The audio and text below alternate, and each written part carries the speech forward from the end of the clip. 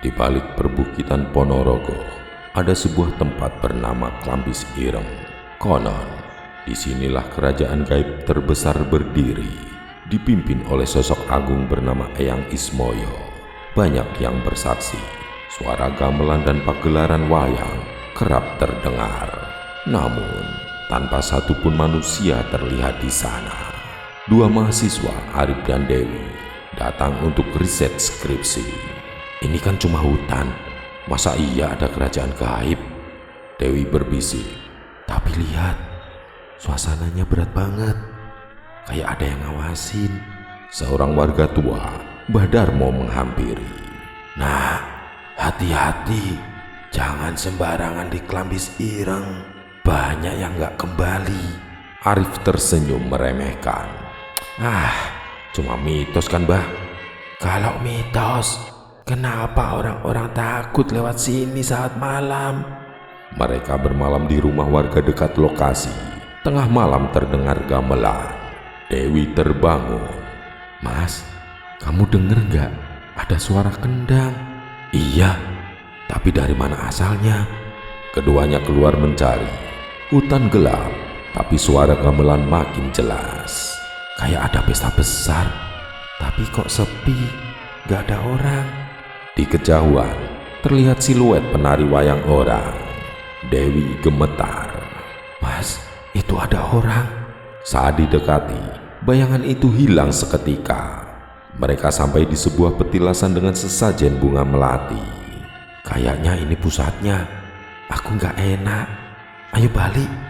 Tiba-tiba, muncul sosok dalang tua, lengkap dengan kotak wayang. Dalang suara bergetar. Kalian berani mengganggu pagelaran Eyang Ismoyo? Arif tertegun. Siapa, Pak? Saat di senter, sosok itu menghilang. Esokan pagi, Mbah Darmo marah. Kalian nekat. Kalau sudah dengar gamelan, jangan dituruti. Itu undangan gaib. Dewi pucat. Jadi, kita diundang masuk kerajaan itu. Malam kedua, Dewi tiba-tiba menari seperti sinden, matanya kosong. Dewi, sadar. Tapi suara Dewi berubah. Dewi kerasukan. Eyang Ismoyo sudah menunggu. Arif menghubungi Mbah Darmo. Mbah, teman saya kerasukan. Mbah Darmo datang dengan kemenyan dan doa. Kamu dipilih untuk jadi bagian pagelaran mereka. Mbah Darmo menyalakan dupa. Dewi kerasukan. Wayang belum selesai, jangan ganggu. Tubuhnya meronta, lalu ambruk. Setelah sadar, Dewi menangis. Aku lihat panggung besar, gamelan, penari, dan sosok lelaki berjubah hitam. Dia bilang namanya Eyang Ismoyo. Itu Raja Klambis Ireng. Kalau sudah diundang, sulit menolak. Banyak pendaki dan peziarah hilang karena terseret pagelaran itu. Meski siang, tiba-tiba terdengar sinden bernyanyi. Semua warga kaget. Kok siang ada gamelan? Mbah Darmo tegang. Ini tandanya kerajaan sedang membuka gerbang. Seorang pemuda desa hilang usai mencari rumput di Klambis Ireng. Dia terakhir terlihat mendekat ke arah petilasan. Pasti terseret dunia gaib. Malamnya, Arif bermimpi didatangi dalang gaib. Kamu penonton kami, jangan pulang sebelum lakon selesai. Arif terbangun dengan tubuh penuh lumpur, seolah baru dari hutan. Arif dan Dewi nekat kembali, ingin membuktikan kebenaran.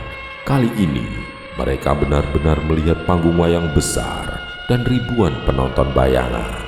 Sosok tinggi berjubah hitam muncul.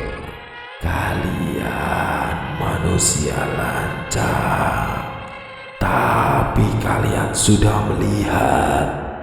Jangan pernah ceritakan sembarangan. Suara menggema, seluruh hutan bergetar.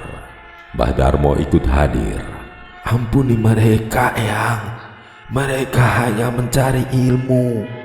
Eyang Ismoyo diam lama, lalu berkata, Pergilah, tapi jangan pernah kembali. Suara gamelan berhenti, panggung hilang. Mereka tiba-tiba sudah berada di jalan desa. Arif terengah. Barusan nyata atau mimpi? Aku masih dengar gamelan di telingaku.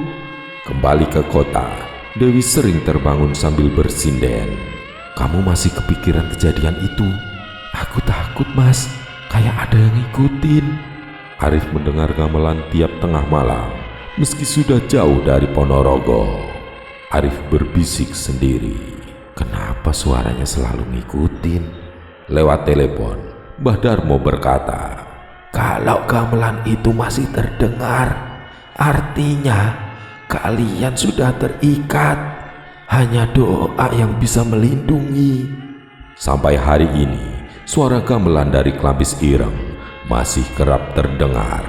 Tanpa ada pengganggu atau manusia yang terlihat, warga percaya itu tanda kerajaan gaib Eyang Ismoyo sedang berpesta.